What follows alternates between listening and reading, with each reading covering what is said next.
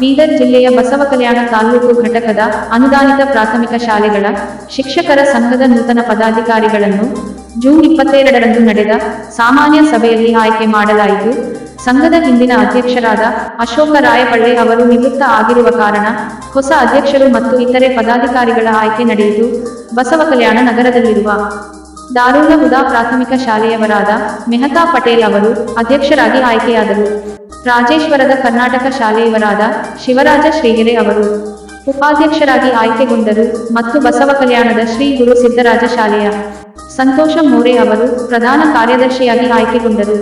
ಹುಲಸೂರ ರಘುನಾಥ ಮಹಾರಾಜ ಶಾಲೆಯವರಾದ ವೆಂಕಟೇಶ ಪಾಟೀಲ ಅವರು ಸಹ ಕಾರ್ಯದರ್ಶಿಯಾಗಿ ಮತ್ತು ಬಸವಕಲ್ಯಾಣದ ಧರ್ಮಪ್ರಕಾಶ ಶಾಲೆಯವರಾದ ಶಹಾಜಿರಾವ್ ದತ್ತಾಸಮಜೆ ಅವರು ಕೋಶಾಧ್ಯಕ್ಷರಾಗಿ ಆಯ್ಕೆಗೊಂಡರು.